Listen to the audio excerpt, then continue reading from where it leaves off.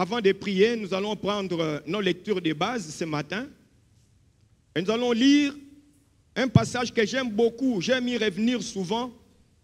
C'est dans Genèse au chapitre 37, où nous allons effectuer quelques lectures à travers quelques versets. Ensuite, nous prendrons Romains au chapitre 8. Genèse au chapitre 37, nous allons lire à partir du 2e verset. Et si vous y êtes, nous pouvons déjà lire. Je suis dans la version Louis II. Voici la postérité de Jacob. Jacob, c'est le fils d'Isaac et le petit-fils d'Abraham. Joseph, son fils, âgé de 17 ans, faisait paître le troupeau avec ses frères. Cet enfant était auprès des fils de Bila et des fils de Zilpa, femme de son père. Et Joseph rapportait à leur père leurs mauvais propos, donc les mauvais propos de ses frères. Nous poursuivons, il est dit, Israël aimait Joseph. Donc Jacob, c'est aussi celui que l'on appelle Israël. Il aimait Joseph plus que tous ses autres fils parce qu'il l'avait eu dans sa vieillesse et lui fit une tunique de plusieurs couleurs. Ses frères virent que leur père l'aimait plus que tous et ils le prirent en haine. Faites attention, parents, lorsque nous sommes avec nos enfants. Ils ne pouvaient lui parler avec amitié. Et au verset 5, il est dit, Joseph eut un songe et il le raconta à ses frères qui le haïrent encore davantage. Nous allons sauter et nous allons au verset 13. Le reste, vous pouvez continuer la lecture à la maison. Israël dit à Joseph, tes frères ne font-ils pas paître le troupeau à Sichem? Viens, je veux t'envoyer vers eux. Et il répondit, mais voici. Israël lui dit, va, je te prie, et vois si tes frères sont en bonne santé, et si le troupeau est en bon état, et tu m'en rapporteras des nouvelles. Il l'envoyait ainsi de la vallée d'Hébron, et Joseph alla à Sichem. Verset 18. Ils le virent de loin, et avant qu'il fût près d'eux, ils complotèrent de le faire mourir, leurs propres frères, s'il vous plaît. Ils se dirent l'un à l'autre, voici le faiseur de songes qui arrive. Venez maintenant, tuons-le et jetons-le dans une des citernes. Nous dirons qu'une bête féroce l'a dévoré et nous verrons ce que deviendront ces songes. Ruben, le fils aîné, il manifeste vraiment qu'il est l'aîné. Il entendit cela et il les délivra de leurs mains. Il dit, ne lui ôtons pas la vie. Ruben leur dit, ne répandez point le sang.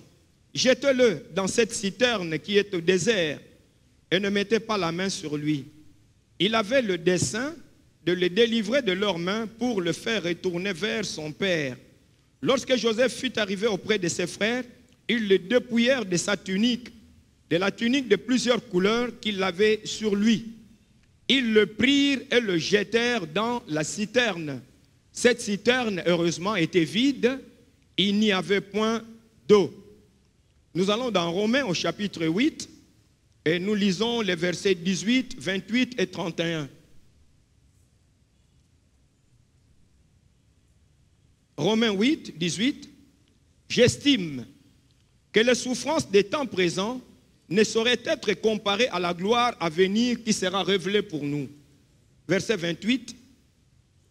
Nous savons du reste que toutes choses, c'est-à-dire les bonnes et les mauvaises, concourent ou travaillent ensemble au bien de ceux qui aiment Dieu, de ceux qui sont appelés selon son dessein. Verset 31. Que dirons-nous donc à l'égard de ces choses? Si Dieu est pour nous, qui sera contre nous? Amen. Nous allons prier. Seigneur notre Dieu, nous te disons merci parce que tout gracieusement, tu as permis que nous puissions entrer dans cette nouvelle année 2025. Nous ne savons pas à quoi nous serons confrontés au cours de cette année. Mais ce que nous savons, c'est que ta parole nous donne de l'assurance qu'avec toi, nous nous précipitons sur des troupes en armes. Avec toi, Seigneur notre Dieu, nous franchissons des murailles. Nous savons, Seigneur notre Dieu, que ce que toi tu veux, c'est notre bien. C'est toi qui vas nous conduire, même si nous passons par des moments difficiles. Seigneur, nous te prions que ta bonne main soit sur chacun d'entre nous. Ce matin, je prie, Seigneur, que tu te serves de moi comme d'un simple instrument, car c'est ce que je suis, afin de communiquer ta parole à ton peuple qui est réuni en cet endroit. Seigneur, notre Dieu, fais du bien à ton peuple qui est là. Il y en a qui sont venus ici, Seigneur, qui souffrent dans leur cœur. Il y en a qui ont pleuré la nuit. Il y en a, Seigneur, notre Dieu, qui n'ont même pas trouvé de quoi satisfaire leur corps hier. Mais toi, Seigneur, tu les aimes, tu nous aimes tous. Seigneur, parle à chacun d'entre nous et fais du bien à chaque personne qui est là. Que personne ne soit en dehors de ta volonté. C'est dans le nom précieux de ton Fils Jésus que nous avons prié et nous disons Amen. Amen. Ce matin, bien-aimés, nous voudrions aborder un sujet que beaucoup parmi nous n'aimons pas. Personne n'aime programmer cette chose-là. Et pourtant, c'est quelque chose qui est indispensable pour nous propulser à des niveaux plus élevés. Le dimanche passé, le pasteur y avait fait allusion. Il a dit, nous aurons des difficultés en 2025 et toute notre vie. Il y a des problèmes, il y a des situations auxquelles nous serons confrontés.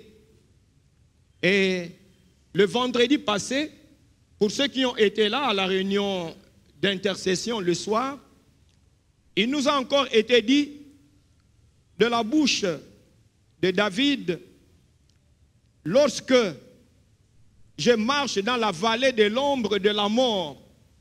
Donc il peut arriver que nous puissions passer par des moments difficiles. Même les enfants de Dieu, il nous arrive de passer par des moments sombres. Ça arrive, c'est le lot de l'existence humaine. Mais de prime abord, je voudrais vous dire, soyez apaisés. Soyez tranquilles. Il y a un Dieu qui est au contrôle de toutes choses. Sachez que, quelle que soit la souffrance à laquelle nous pouvons être confrontés, Dieu est au contrôle de la situation. Il ne l'ignore pas. C'est nous qui sommes surpris quand nous nous retrouvons devant une difficulté. Mais le Seigneur savait déjà que cette chose allait nous arriver. Et donc, nous n'avons pas à craindre. Et nous savons que toutes ces choses qui arrivent dans notre vie, qu'elles soient bonnes ou qu'elles soient mauvaises, Dieu les fait travailler pour le bien de ceux qui l'aiment. Alors ce matin, je voudrais savoir si tu aimes Dieu. Ça, c'est très important. Parce que pour quiconque aime Dieu, le regard favorable du Seigneur est sur lui. Et nous allons parler donc ce matin de ce thème, Dieu, les souffrances et nous. Après une introduction sur ce que c'est la souffrance, nous allons voir le cas de Joseph, puisque nous avons soulevé son cas dans la lecture que nous avons effectuée dans Genèse au chapitre 37. Nous allons voir aussi quelques fonctions que la souffrance produit dans la vie des hommes. Et nous allons terminer par quelques bonnes attitudes que nous devons adopter lorsque nous passons par des moments difficiles. Et après quoi, nous allons conclure. Alors je souhaite à chacun d'entre vous un très bon appétit. Et je voudrais dire que les souffrances figurent parmi les phénomènes que la nature humaine n'aime pas. En tout cas, je ne voudrais pas faire face à la souffrance. Personne ne souhaite passer par là. Cependant, il n'y a personne ici. Si nous commençons à demander à chaque personne, personne ne pourra dire que sa vie a été complètement sans difficulté, sans souffrance. La plupart de nous, nous avons eu à faire face à des souffrances, n'est-ce pas? Un jour ou l'autre, nous avons rencontré la difficulté, les problèmes, l'adversité dans notre vie. Au moins une fois, en tout cas à cet âge-là, nous en avons rencontré plusieurs. Ça peut être une maladie. Ça peut être un deuil qui nous frappe ou qui frappe notre famille. Ça peut être un problème lié au travail. L'année nouvelle a commencé, mais il y en a qui attendaient l'année passée. Seigneur, je voudrais que avant d'entrer en 2025 que tu me donnes du travail. Mais voilà, il a commencé l'année, il n'a pas de travail. Comment subvenir aux besoins de la famille? Il y a un Dieu dans les cieux. Ça peut être un problème au niveau du foyer, au niveau de la famille. Ça peut être une injustice dont nous sommes victimes. Ça peut être quoi? Une prière qui tarde à être exaucée. Et parfois même, comme si cela n'était pas suffisant de passer par des moments difficiles, deux ou plusieurs problèmes peuvent subvenir à la fois. Mais si la souffrance ne vous a pas encore visité, bien-aimés, je voudrais vous dire qu'elle viendra. En tout cas, je dois vous dire la vérité. Vous pouvez même me dire, sans effet. Mais moi, je voudrais vous dire, avec effet, parce qu'il y a un Dieu dans les cieux. Il ne laissera pas cette souffrance vous écraser ou vous anéantir. Dieu nous aime.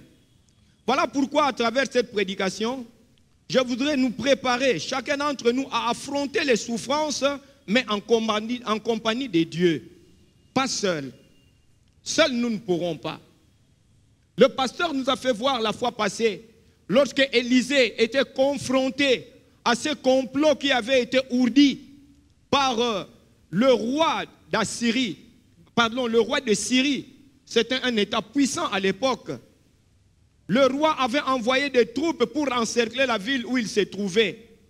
Mais notre frère Élisée, il était conscient de ce problème qu'il y avait devant lui, mais il a dit à son serviteur, calme-toi. Ceux qui sont avec nous sont en plus grand nombre que ceux qui sont avec eux. Alors, quelle que soit la difficulté par laquelle vous êtes en train de passer, mon frère, ma soeur, je voudrais vous dire que ce n'est pas quelque chose d'étrange. La Bible parle de souffrance des temps présents. Et s'il y a des souffrances des temps présents, ça veut dire que dans cette existence, nous rencontrerons des problèmes. Pendant que nous sommes en vie, nous rencontrerons des problèmes. Même si nous menons une existence tout à la gloire de Dieu, sachez que les problèmes seront là. Ça peut être une épreuve, ça peut être une persécution que nous sommes en train de subir, ça peut être une tribulation dans le corps, dans l'âme ou dans l'esprit. Mais l'histoire de Joseph que nous avons lue tout à l'heure, ça nous aide à comprendre que même les souffrances deviennent des instruments que Dieu va servir. Ce n'est pas toujours lui qui les suscite, mais en tout cas, chaque fois qu'il y a des souffrances devant vous, Dieu va s'en servir afin de nous perfectionner. Elles peuvent nous aider, comme je disais tout à l'heure, de passer d'un niveau donné à un niveau plus élevé. Alors écoutez un peu le récit de ce frère Joseph. Joseph était le 11e fils de son père Jacob. Jacob l'avait attendu depuis très longtemps. Mais voilà, pendant plusieurs années, il n'était pas encore là. Mais un jour, Joseph est né quand même. Joseph est venu à l'existence. Et ici, on nous relate quelque chose qui s'est passé alors que ce jeune homme avait 17 ans. Si c'était ici à Kinshasa ou dans notre monde aujourd'hui, il était sur le point de terminer l'école secondaire. Et c'est en ce moment-là que ce problème lui arrive. Joseph avait des songes. Et des songes au travers desquels le Seigneur lui révélait, lui faisait connaître ce qu'il allait vivre un jour. Et il en a parlé à ses frères et à son père. Ses frères l'ont haï à cause de cela. Son père même lui a fait des reproches à cause des songes qu'il avait. Mais ces choses, quels que soient les problèmes face auxquels il est passé, ont fini par s'accomplir parce que c'est le plan de Dieu, parce que c'est le dessein que l'Éternel avait établi pour lui. Toi aussi, il y a un projet que le Seigneur a formé sur toi. Dans Jérémie, il est dit, car je connais les projets que j'ai formés sur vous. Mais écoutez, il dit, projet de paix et non de malheur, afin de vous donner un avenir et de l'espérance. Donc même si vous voyez que ce sont des projets qui ne ressemblent pas à la paix, dites-vous toujours, les projets que le Seigneur a formés pour moi, ce sont des projets de paix et non de malheur. En d'autres termes, la situation par laquelle je passe ne va pas m'anéantir. Le plan de Dieu dans ma vie va s'accomplir, bon gré, mal gré. Alors notre frère, il est envoyé par son père, va rendre visite à tes frères, apporte-leur du réconfort, va voir si le troupeau est en bon état. Et pendant qu'il avançait, lorsqu'il est arrivé non loin d'eux, ses frères l'ont vu, ils ont dit, voilà, l'homme des songes est là, tuons-le. Et nous allons voir ce que ces songes vont devenir. La souffrance par laquelle on voulait le faire passer, c'était la mort. Mais le Seigneur a fini par accomplir ce qu'il avait préparé pour lui. Joseph arrive auprès d'eux, ses propres frères, s'il vous plaît. Peut-être que vous aussi, vous êtes en train de subir des difficultés de la part de vos propres frères, de ceux-là que vous aimez, de la part de vos amis, de ceux que vous appelez les Mukonfia, Mutunangai, mon homme de main, la personne que j'aime. Ça peut arriver. Le cœur de l'homme est ainsi fait, malheureusement, à cause du péché. Mais ne soyons pas des pierres d'achoppement pour les autres, s'il vous plaît.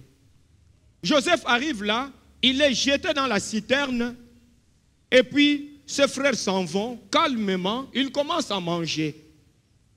Et lorsqu'ils voient une caravane de gens passer par là, vous savez, à l'époque, dans les régions désertiques, les gens vivaient parfois de la vente des esclaves. Et ses frères disent, voilà des caravanes qui passent là-bas. Au lieu de laisser notre frère là-bas, il va mourir, vendons-le. Nous allons mettre quelque chose dans notre poche et lui, il ne va pas mourir. Alors, ils les vendent. Et là où il est allé, il est encore revendu. Et puis, il arrive dans cet endroit de l'Égypte. Il entre au service de l'un des serviteurs, de l'un des officiers du roi. Il commence à travailler. Et là, encore une souffrance l'a suivi. Il est jeté en prison. Et il va rester en prison. 17 ans, le jour qu'il est parti de chez son père, et 30 ans, le jour où il va se retrouver devant le roi d'Égypte. 13 ans durant, des montées et des descentes. 13 ans, de moments où il y avait des éclaircies, certes, dans sa vie, mais aussi des moments où il passait par des moments difficiles. Je pense qu'il se posait même des questions pendant qu'il était en prison. Est-ce que c'est ici? Je suis capitaine, je suis le chef des prisonniers qui sont ici. Est-ce ça le songe que j'avais eu? Non, Joseph, Dieu a son plan, il finira par l'accomplir. Il l'amènera à l'accomplissement. Notre frère est passé par des sombres tunnels, mais lorsque le temps était accompli, le Seigneur a réalisé, le Seigneur a fait ce qu'il avait prévu. Et je voudrais vous dire que la chose la plus importante, c'est que Joseph a travaillé, a été un instrument pour que le plan de Dieu s'accomplisse. Ce n'était pas un fait du hasard. Ce n'est pas le simple plaisir de voir Joseph être propulsé au sommet de la nation, puisque il était devenu la deuxième personnalité du pays. Non, ça ce n'est que secondaire. La chose la plus importante, c'est que dans ces songes-là, le Seigneur faisait voir ce qu'il voulait. Rappelons-nous que quelques dizaines d'années auparavant, Dieu avait parlé à son grand-père Abraham. Ta descendante sera esclave en Égypte. Et ensuite, je le ferai sortir de là. Et l'instrument que Dieu va utiliser pour que ces gens qui étaient jusque-là dans le territoire de Canaan puissent arriver en Égypte, c'est Joseph. Puisses-tu servir, puissais-je servir à l'accomplissement des plans de Dieu dans ma vie, même si pour cela nous devons passer par des moments difficiles. Qu'importe, pourvu que le plan de Dieu s'accomplisse. Et lorsque le plan de Dieu va s'accomplir, sachez qu'il il ne va pas nous laisser sans succès aussi dans notre vie. Joseph est passé par des moments difficiles, mais chacune des étapes par lesquelles était passé, c'était comme des escaliers, les souffrances étaient comme des escaliers qui vont le conduire, le propulser à un niveau élevé. Amen. Alors, que viennent faire les souffrances dans notre vie? Quelles sont les fonctions, les rôles que les souffrances peuvent jouer dans notre vie? Nous venons de voir que les souffrances ne sont pas toujours si mauvaises que nous pouvons le considérer de prime abord. Mais n'oublions pas que c'est par les souffrances atroces que Jésus nous a acquis le pardon et le salut. Hébreux au chapitre 2, le verset 10 nous dit ceci. Hébreux 2 10, il convenait en effet que celui pour qui et par qui sont toutes choses et qui voulait conduire à la gloire beaucoup de fils, éleva à la perfection par les souffrances le prince de leur salut. Ce passage nous dit que Dieu a un projet. Dieu avait un projet. Il voulait que les hommes puissent atteindre la gloire. Il voulait que les hommes puissent un jour le rejoindre là dans le ciel. Mais pour réaliser ce projet-là, qu'est-ce qu'il a fallu? Que les souffrances puissent atteindre la vie de son bien-aimé Jésus-Christ. C'est par les souffrances de Jésus-Christ que nous sommes là. Oh, merci d'avoir chanté et dansé ce matin. Nous avons jubilé de joie quand nous parlons du nom de Jésus-Christ. Nous avons raison, mes amis. Nous avons raison de chanter pour Jésus. Parce que ce sont ces souffrances-là qui ont fait que nous puissions être remplis de joie aujourd'hui. Seigneur, merci pour ces souffrances. Donc les souffrances de Jésus-Christ nous ont apporté le pardon des péchés, la guérison de la maladie, la tranquillité, la quiétude dont nous avons besoin, le salut, et nous entrerons un jour au ciel à cause des souffrances par lesquelles le Seigneur Jésus-Christ était passé. Il y a des proverbes qui existent chez nous ici. On a l'habitude de dire « Pasia oyo, bisengoya oyo ». N'est-ce pas? Vous avez déjà entendu ça, n'est-ce pas? Les souffrances par lesquelles un père est passé ont fait l'objet du succès, de la victoire de son fils. Et pour nous, enfants de Dieu, il nous est dit aussi que nous passerons par des moments difficiles. Paul, accompagné de Barnabas et quelques frères, était en train de visiter plusieurs villes de l'Asie mineure. Ils ont été à Antioche, à Derbe, ils ont été à Icône, et même Paul avait été lapidé quelque part. Mais lorsqu'il va retrouver les frères de Derbe, il va leur dire ce que nous trouvons dans Actes au chapitre 14, le verset 22. Dans Actes 14, verset 22, Paul et Barnabas qui avaient passé par de grandes souffrances, ils allaient là, ils fortifiaient l'esprit des disciples, les exhortant à persévérer dans la foi et disant que c'est par beaucoup de tribulations qu'il nous faut entrer dans le royaume des dieux. Bien-aimés, c'est par beaucoup de tribulations qu'il nous faut entrer dans le royaume des dieux. Aujourd'hui, ça nous fait pleurer. Lorsque cela arrive, c'est vrai, ce n'est pas un sujet de joie. Mais un jour, nous allons nous rendre compte que c'est un chemin qui était obligé afin que nous puissions rencontrer la joie et le bonheur que le Seigneur a prévu. Même nos enfants, quand ils vont à l'école ou à l'université, ils passent par un moment difficile. Ils se retrouvent à faire parfois une nuit où ils ne dorment pas. Ils ont les syllabus devant eux. Ce sont des souffrances aussi, n'est-ce pas? Mais au terme de ces souffrances-là, il va passer d'une classe à une autre.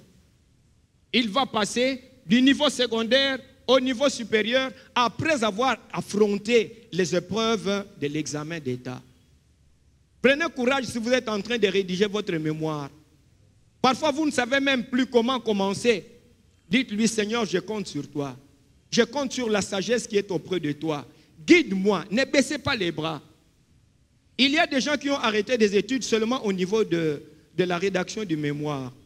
Je voudrais vous dire, prenez courage. Au-delà des souffrances que vous allez vivre en rédigeant ce mémoire-là, vous allez atteindre un niveau plus élevé. Même au niveau de l'Église, pour que nous puissions en arriver là où nous sommes, je vous assure, j'ai vu le pasteur Vernon ici, ce qu'il avait enduré. C'est lui qui a été le premier conducteur de louange ici. À la place où se trouve notre sœur, c'est lui qui était là. Il conduit la louange, il fait chanter ici, et après ça, il prend la place du pasteur Gérard, il conduit les cultes, et ensuite, il va prendre la prédication, et il va encore donner les annonces à la fin. Ce n'était pas facile. Mais je peux dire que les souffrances par lesquelles cet homme de Dieu est passé, ça fait qu'aujourd'hui, lorsque l'on parle de la borne, en quelque lieu que ce soit, en quelque endroit que ce soit, il y a directement un caractère particulier que l'on attribue à l'église la borne. En dehors du pays, quelqu'un m'avait posé cette question. Finalement, la borne, c'est quoi? Et ils sont à plus de 3000 km. Et ils m'ont posé cette question. J'ai dit, c'est une église. Ah, mais qu'est-ce qui fait que l'on parle de la borne ainsi? Vous verrez que toutes les personnes qui sont en train de planter des églises et qui se reconnaissent de ce mouvement, qui ont été ici, même quand ils vont donner un certain nom à leur église, ils vont mettre entre parenthèses la borne de tel endroit. Ce sont les souffrances que quelqu'un avait endurées qui ont entraîné cela. C'est pourquoi une bonne manière pour nous de pouvoir reconnaître ce que cet homme a fait, c'est que nous puissions marcher dans la voie qu'il nous a indiquée. Marchons dans la voie du Seigneur. Marchons sur la voie que le Seigneur a tracée pour nous. Il n'y a rien de plus merveilleux que cela. Chers enfants, vos parents, ils endurent. Hein? Parfois, les revenus sont tout petits. Mais ils tiennent absolument à ce que vous puissiez étudier. Nous sommes là aujourd'hui, nous sommes en train de travailler. Si papa est encore vivant, si maman est encore vivante, c'est vrai que tout ce que nous gagnons aujourd'hui, ce n'est pas à eux que nous les ramenons. Mais faisons encore un effort aujourd'hui, pensons à eux. Pourquoi pas leur envoyer un peu d'argent, si nous en avons. Faisons-leur du bien. On a parlé d'un papa qui avait un jour appelé son fils au téléphone. Il lui dit, j'en ai assez de vivre avec ta mère ici. Ça fait 55 ans que nous sommes ensemble. Fini ce calvaire. Nous devons divorcer. Et le garçon dit, mais qu'est-ce qui est arrivé, papa? Il dit, c'est fini. Je dois me séparer avec ta mère. Alors il dit, mais papa, s'il te plaît, attends que je sois d'abord arrivé. Il appelle sa soeur pour lui dire, Yaya, écoute ce que papa est en train de dire. Il veut se séparer de maman. Qu'est-ce que nous allons faire? Ils disent, non, non, non, non, non. Levons-nous, allons-y. Et le vieux, là où il était, il a dit à sa femme, ils arrivent. Ils arrivent. Il avait tout simplement soif de revoir ses enfants. Il voulait les avoir de nouveau devant eux.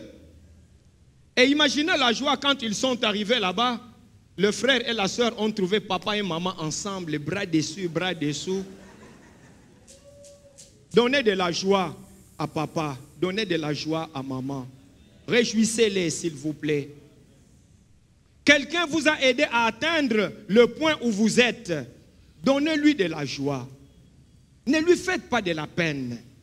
Ne commençons pas à traiter nos parents de sorciers comme on les dit dans certains milieux. Non, ils nous ont enfantés, ils ont veillé sur nous. Nous avons atteint cet âge que nous avons. Et ils nous ont soutenus. Vous savez combien de nuits blanches ils avaient connues?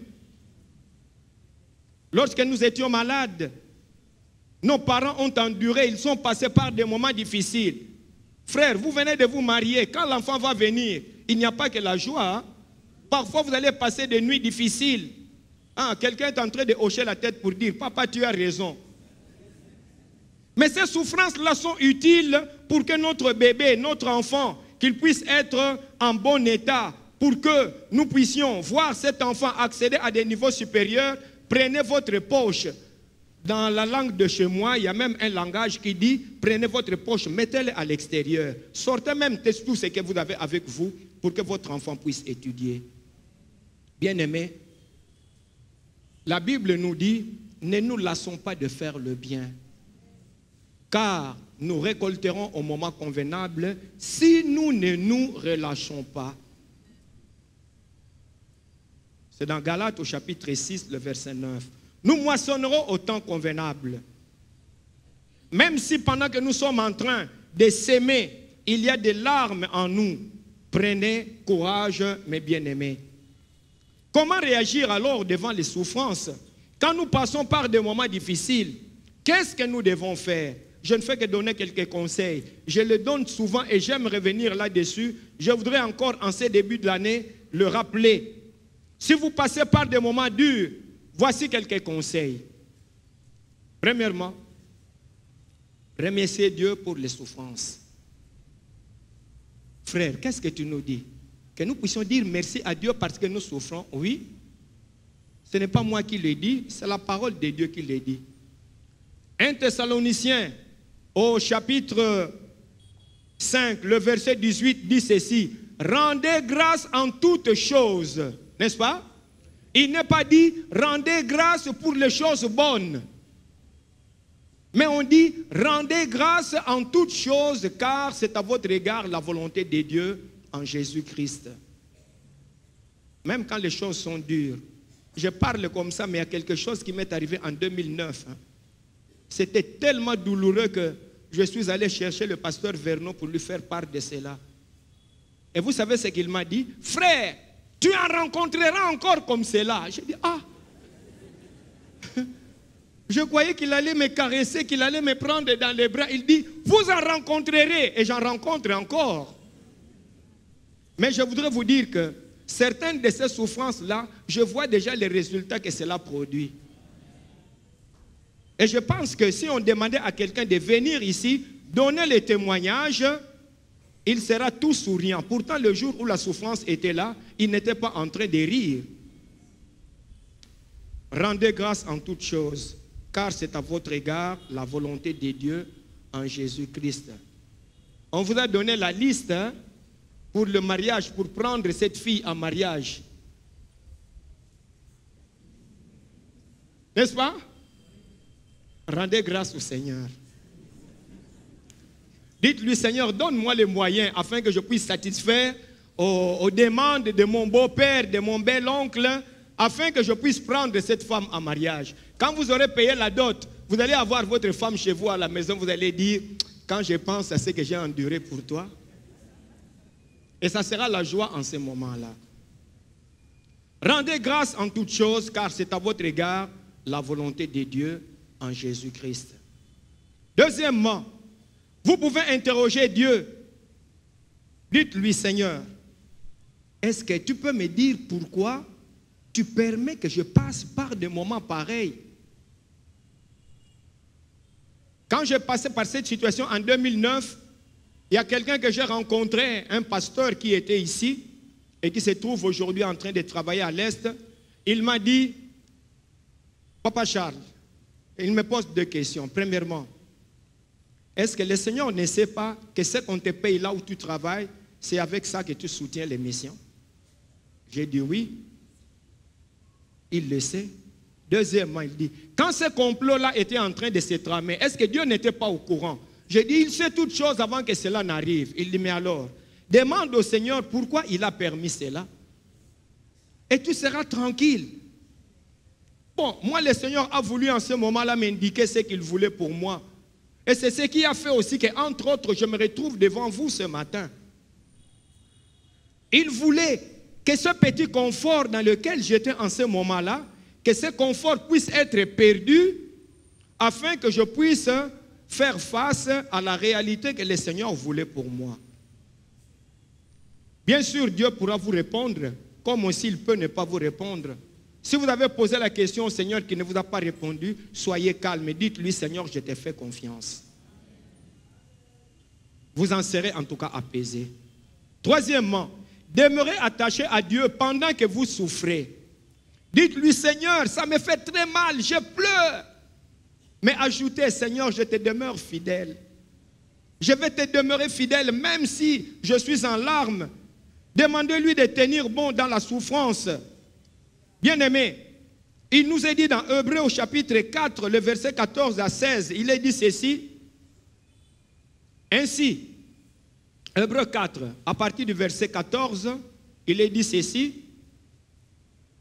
Ainsi, puisque nous avons un grand souverain sacrificateur qui a traversé les cieux, Jésus, le Fils de Dieu, demeurons fermes dans la foi que nous professons. Pourquoi? Verset 15. Car nous n'avons pas un souverain sacrificateur qui ne puisse compatir à nos faiblesses. Au contraire, il a été tenté comme nous en toutes choses. Mais la différence, c'est que lui, il n'a pas commis de péché. Et verset 16.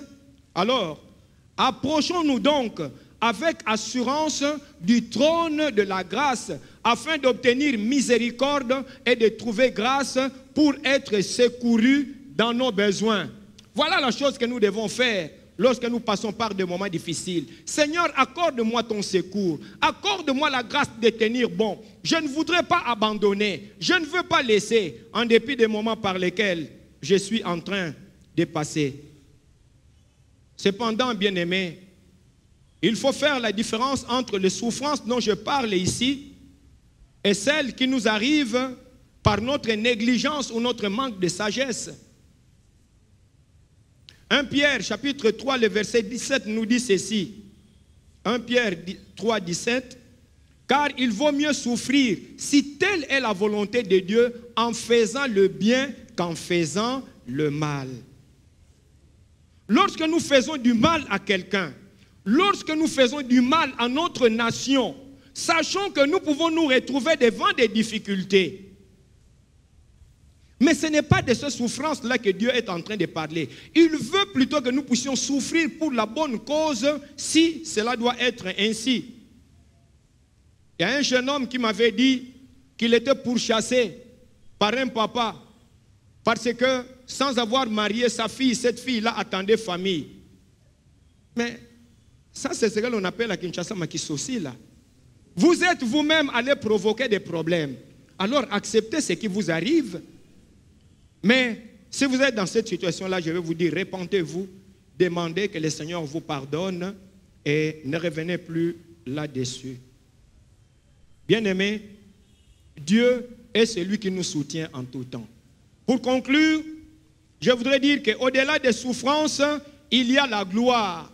Lorsque le Seigneur a permis que nous passions par des moments difficiles, il y a une gloire qui se tient quelque part. Nous ne la voyons pas encore, mais elle va venir. C'est pourquoi le passage que nous avons lu dans Romains au chapitre 8, verset 18, nous dit ceci. J'estime que les souffrances du temps présent ne sauraient être comparées à la gloire à venir qui sera révélée pour nous. Vous travaillez quelque part, mais à cause des combines, vous gagnez beaucoup d'argent. Vous rencontrez le Seigneur Jésus-Christ et on vous dit, arrêtez de voler. Oui, acceptez de passer par ces moments difficiles-là. Et vous allez voir la gloire que le Seigneur va manifester pour vous. Ne dites pas maintenant cet avantage dans lequel j'étais. Vous avez vécu avec un homme qui n'est pas votre mari. Vous avez entendu la parole de Dieu. La parole de Dieu vous dit, laissez cet homme-là à sa femme. Vous vous dites, comment est-ce que je vais payer le loyer? Comment est-ce que je vais vivre? Abandonnez cela. Le Seigneur lui-même, il sait comment il va prendre soin de vous. Le commentaire Esprit et Vie que j'ai lu à ce propos dit ceci. Toutes les souffrances des temps présents, que ce soit la maladie, la douleur, le malheur, les déceptions, la pauvreté, les mauvais traitements, les chagrins, la persécution et les problèmes de tout genre doivent être considérés comme des choses insignifiantes lorsqu'elles sont comparées à la bénédiction, à l'expérience, aux privilèges et à la gloire qui seront accordés aux croyants dans le futur. Et le verset 28, toujours de Romains chapitre 8, nous dit ceci. Nous savons du reste que toutes choses concourent. Littéralement, toutes ces choses travaillent ensemble pour les biens de ceux qui aiment Dieu et qui sont appelés selon son dessein. Vous comprenez pourquoi j'avais dit tout à l'heure, est-ce que vous aimez Dieu au point de rejeter le péché, au point d'abandonner même des avantages que le mal vous procurait afin de marcher avec le Seigneur Jésus-Christ? Dieu fait donc concourir toutes choses à notre bien. Son plan est qu'en dépit de la souffrance et de l'opposition que nous pouvons connaître, les circonstances permettent notre bien. C'est-à-dire nous rendent de plus en plus conformes à l'image du Fils de Dieu. Ça, c'est le niveau le plus élevé auquel le Seigneur nous destine. Ressembler à son Fils Jésus-Christ. Mais pour y parvenir, nous allons passer aussi par des moments difficiles. Jésus lui-même, il est passé par là. Les apôtres sont passés par là. Nous aussi, nous pourrons faire face à cela. Et pour terminer, le verset 31 nous disait ceci. Que dirons-nous donc à l'égard de ces choses? Si Dieu est pour nous, qui sera contre nous? Chers enfants de Dieu, la souffrance n'est qu'un moyen par lequel le Seigneur peut nous permettre de passer afin que nous puissions atteindre l'autre bord. Mais j'insiste encore sur ce point. Avez-vous donné votre cœur à Jésus-Christ pour dire que vous aimez Dieu selon son dessein? Avant que nous puissions prier, je voudrais qu'avec notre sœur Rose, nous puissions encore prendre une strophe de ces cantiques avec laquelle on a terminé tout à l'heure. Si la mer se déchaîne. Prenons encore ces cantiques. Peut-être que vous êtes en train de pleurer. Peut-être que vous passez pendant ce moment-ci des temps difficiles. Mais le Seigneur nous rassure, il nous réconforte. Si la mer se déchaîne, si le vent souffle fort, si la barque t'entraîne, n'aie pas peur de la mort. Il n'a pas dit que tu vas mourir. Si la barque se déchaîne, si le vent souffle fort, si la barque t'entraîne, n'aie pas peur de la mort. Si la barque t'entraîne, n'aie pas peur de la mort. Il n'a pas dit, que tu coulerais. Il n'a pas dit que tu sombrerais. Il a dit, allons, allons sur l'autre bord. Allons sur l'autre bord.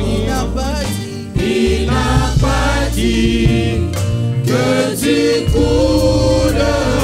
Il n'a pas dit que tu sombrerais. Il a dit, allons, allons sur l'autre bord. Allons, allons sur l'autre bord. Mon ami, tu es là.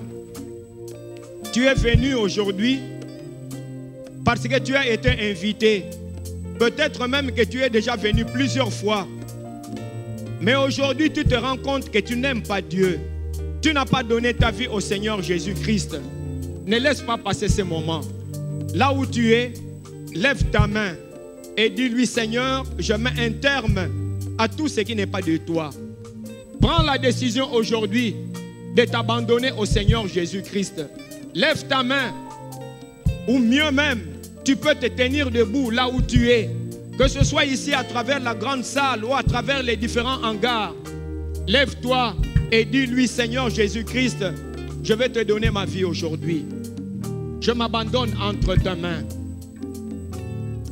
Et nous allons prier pour ces bien-aimés. Seigneur notre Dieu, tu vois cette personne qui peut-être ne se trouve pas dans cette salle, qui n'est pas avec nous ici à la borne, mais qui à la maison est en train, a suivi cette prédication. Il a suivi ces cultes, il y a participé et il est en train de prendre sa décision. Tu dis dans ta parole que si nous confessons nos péchés, tu es fidèle et juste pour nous les pardonner. Accorde-lui le pardon. Et donne-lui, Seigneur, d'ouvrir son cœur. Entre dans son cœur, Seigneur, prends place en lui et que désormais il vive par toi. Merci, Seigneur Jésus-Christ. Frère, si tu as pris cette décision, ou ma soeur, vois un serviteur de Dieu afin qu'il puisse t'aider dans le reste de ton parcours. Je vais maintenant prier pour d'autres personnes. Si tu trouves que tu es en train de passer par des moments difficiles, tu n'arrives plus rien à comprendre, considère que ceux qui ont été avant nous, ils ont passé par là aussi. Mais le Seigneur les en a fait sortir. Alors là où tu es, ouvre ta bouche, parle à Dieu. Dis-lui, Seigneur, sors-moi de cette situation. Seigneur, sauve-moi et donne-moi de tenir bon, malgré les moments difficiles par lesquels je suis en train de passer. Prie le Seigneur là où tu es. Seigneur notre Dieu, peut-être que c'est un travail, peut-être que c'est une maladie, peut-être que c'est une injustice, peut-être que c'est une conduite qui ne glorifie pas ton nom. Seigneur, cette personne prend la décision aujourd'hui de marcher avec toi. Alors que la nouvelle année vient de commencer, Seigneur, nous te prions que tu viennes à notre secours. Nous te prions, Seigneur, que tu viennes à notre aide, quels que soient les moments par lesquels nous sommes en train de passer. Jésus, viens à notre secours. Sois notre secours en tout temps.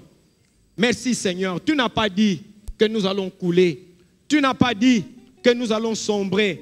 Tu n'as pas dit que je vais mourir. Tu n'as pas dit que cette souffrance va m'emporter. Viens à mon secours, Seigneur. Alléluia.